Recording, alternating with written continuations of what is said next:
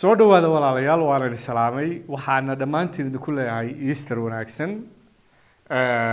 masiixiyiinta waxaa la joogaa waqtigii ay xusi lahaayeen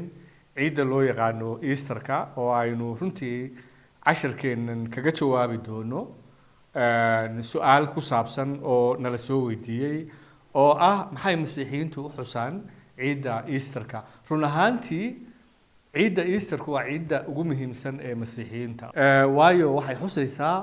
sababtii uu Ciise Masiix adduunkan u yimi jawaabtuna waxa weeye muhiimadda ugu weyn ee ay masiixiyiintu Easterka u xusaan waa in loo dabaaldego masiixii sare kacay jimcaha wanaagsan ee Easterka ka horeeya Easterku waxa weeye waa xad jimcaha ka horeeya waxay masiixiyiintu u yaqaaniin jimcaha wanaagsan ama Good Friday taasoo ah markii uu Ciise Masiix u dhintay dembiyadeenii oo ugu dhintay allabari ama waaqdhac ama kafaara gud Soomaali badan oo muslimiin ah ayaa waxayna soo weydiiyaan sidee ayaa Ilaahay ugu ogolaan karaa in nabigiisa uu dhinto ama la dilo run ahaantii Bible-ka haddaad fiirisidna dhowr nabi oo Ilaahay soo diray ayaa dhintay waxaa ka mid ah nabi Sakariya oo la dilay waxaa ka mid ah Yohana Baptisi ama Yaxye sida ay muslimiintu u yaqaaniin laakiin masiixiyiintu waxay aaminsan yihiin in Ciise ka weynaa nabi sida aynu gadaal ka arki doono Ciise Masiix oo laftiisii ka hadlaya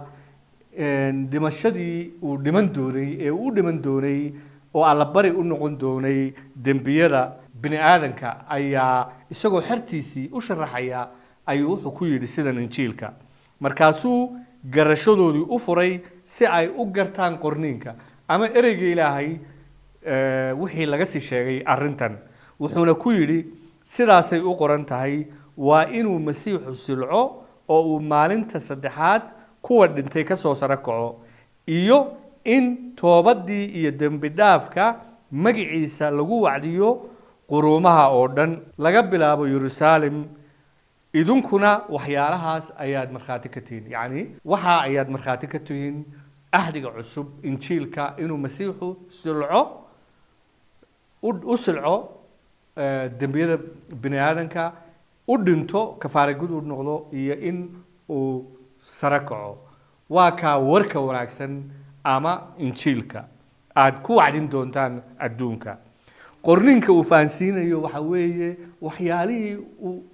tan laga sii sheegay ee nebiyadii hore ee Ilaahay ay sii sheegeen waxaa lagu sii sheegay isla kitaabka ugu horeeya ee bilowgii in mid ka dhalan doona markii uu aadan iyo xaawo shaydaanku ka adkaaday ee dembigii uu kaga adkaaday jannada laga soo tuuray Ilaahay wuxuu isla markiiba ballan qaaday in mid ka dhalan doona haweeneyda oo ah Ciise Masiix uu shaydaanka ka adkaan doono oo uu dib u soo celin doono heshiiskii bini aadanka iyo Ilaahay ka dhaxeeyay waxa kale oo lagu soo sheegay nabi Ishacya kitaabkiisa cutubka 53 nabi Ishacya oo 700 oo sano Ciise Masiix hortiisa ahaa ayaa isna ka sii waxyooday waxa lagaga sii waxyooday sabuuradii nabi Daawud oo 1000 sano ka hor Ciise Masiix joogay Ciise Masiix oo ka hadlaya dhimashadiisa ayaa wuxuu injiilka ku yidhi ninna igama qaado naftiisu ka hadlaya ninna igama qaado laakiin anaa iska bixiya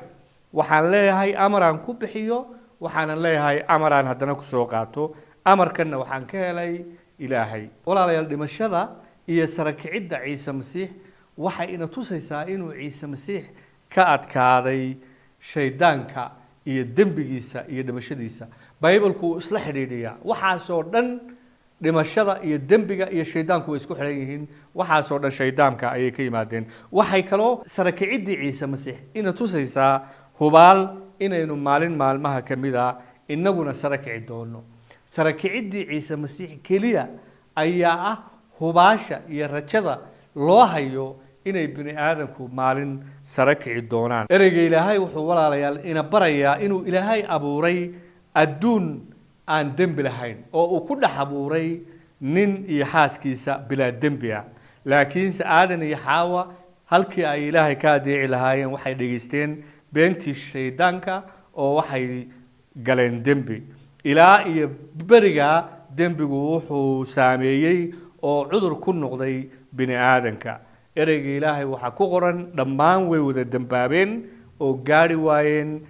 ammaanta ilaah dhammaan way wada dembaabeen oo waxay samayn kari waayeen ama gaari waayeen ama ka soo bixi waayeen wixii uu ilaahay iyaga ka rabay inay sameeyaan walaalayaal ma jiro qof bini aadana oo maanta odhan kara dembi ma lehi xataa nebiyadii ilaahay soo diray waxay ahaayeen bini aadan inagoo kale ah oo dembi geli kara oo aan ka ahayn ciise masiix oo runtii ka weynaa nebi ka weynaa oo ahaa ruuxa ilaahay iyo ereyga ilaahay markii ay aadan iyo xaawo dembaabeen waxay is arkeen baa baybalka ku qoran iyagoo qaawan ogow markii ayna dembaabin ay jannada joogeen weli way qaawanaayeen oo dhar may xidhnayn laakiinse maadaama aan dembi jirin ceeb may dareemayn dembiga iyaga iyo ilaahay keliya muu kala dheerayn laakiinse dembigu wuxuu keenay dareenka ceebta wuxuu keenay dareenka cawrada wuxuu keenay dareenka qoomamada waxay isku dayeen baa baybalka ku qoran inay ilaahay iska qariyaan ilaahay oo markii hore aanay dembiga lahayn ay toos ula hadli jireen oo ay toos xidhiidh fiican oo foolka foola ama shakhsiya ula lahaayeen ayay hadda waxay isku dayeen inay ilaahay ka dhuntaan waxay isku dayeen oo kale inay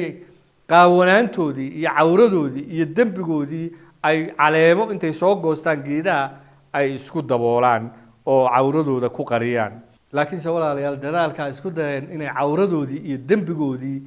iyo ceebtoodii qariyaan ilaahay muu aqbalin sida ereyga ilaahay qorayana ma jiro wax aynu bini aadan ahaan ama dadaal aynu bini aadan ahaan samayn karno oo inaga shakhsi ahaan inaga iman kara oo aynu ku dabooli karno dembigeenna aynu ilaahay ka galnay rajadeenna keliya waxay ka iman kartaa ilaahay oo inoo sameeya waddo aynu dembiga kaga toobad keeni karno isaga ugu soo noqon karno oo uu raalli inagaga noqon karo ma jiro sadaqa aad bixin karto ma jiro xaj aad tegi kartid ma jiro salaado aad tukan kartid oo aynu lafahaanteenna dembiga iskaga soo gudi karno ereyga ilaahay isagoo dadaal diimeedkeenna shakhsiyanka ah ee bini aadan ahaan aynu la nimaadno ayaa ereyga ilaahay wuxuu odhanayaa kulligayo waxaanu noqonnay sida waxaan nadiif ahayn xaqnimadayada oo dhammuna waa sida dhar wasakh oo kale yacni xaqnimada dadaalka diimeedka aynu la nimaadno oo dhan haddaan ilaahay aanay waddadiisa qaabilsanayn waa bilaa macno weeye ereyga ilaahay walaalayaal waxaa ku qoran in ay dadaalkii ay isku dayeen inay cawradooda ku daboolaan iyo dembigooda caleemo geedo uusan ilaahay aqbalin ilaa iyo haddana dadaal aynu inagu la nimaadno oo ay diimeed oo aynu ilaahay hortiisa raalaansho kagama kasban karno maxaa ilaahay sameeyey ereyga ilaahay waxaa ku qoran jannada dhexdeedii inuu ilaahay neef intuu allabari ahaan iyagii ugu qalay uu haraggiisii uu ku daboolay cawradoodii waa markii ugu horreysay neef xoola ah uu galo allabari inta loo qalo uu galo beddelkii bini aadanka allabarigii ugu horreeyay dhiig la daadiyo neef ah ilaahay ayaa jannada ku sameeyey ilaa iyo markaana baybalka waxaa ku qoran cawaaqibka dembigu waa dhimasho dhimasho jidhka ah dhimasho abadiyana ama naar iyo silic ilaahay dembigiisaa kagama hadhin laakiinse aakhirkii ilaahay aadan iyo xaawa dembigoodii daraaddeed wuxuu ka soo saaray jannadii iyaga iyo farcankoodiiba soomaalidu waxay ku maahmaadaa wixii xunba xaawaa leh laakiinse marka baybalka la akhriyo ama sida ereyga ilaahay sheegayo mas-uuliyadda dembiga ilaahay wuxuu saaray inkastoo labadoodiiba dembi galeen aadan ayaa mar kasta loo tiriyaa dembiga waayo aadan baa ka mas-uul ahaa xaawo ogow in ilaahay markii hore uu abuuray aadan laakiinse markii dambe uu arkay baybalka ay ku qoran tahay ilaahay wuxuu arkay ninkii inuu keligii yahay sidaa daraaddeed wuxuu u abuuray lamaane mid isaga caawisa sidaa daraaddeed ereyga ilaahay markasta mas-uuliyadda wuxuu saaraa aadan ayuu saaraa allabarigii xoolaha ee la qalayay halkaa kuma dhammaan laakiin markii bini aadanku dibadda loo soo saaray ee adduunka ay yimaadeen waxa weeye jannada laga soo saaray qaynuunadii uu reer binu israa'iil tooreeddii ku siiyey waxaad ka arkaysaa inay dadku marka ay toobad keenayaan oo ilaahay u toobad keenayaan ay bixin jireen alla bariyo xoolo aan iin lahayn xoolaha dhimanaya ee la qalayo ayaa waxay gelayeen booskii qofka bini aadanka ee toobad keenaya bedelkiisii oo halkii uu qofka bini aadanka ay ka dhiman lahaa dembigiisa waxaa bedelkiisii u dhimanaya xoolaha neefka la qalayo ee dhiigga laga daadinayo ereyga ilaahay waxaa ku qoran inta badan wax walba waxaa lagu nadiifiyaa dhiig sida sharcigu leeyahay ama ereyga ilaahay leeyahay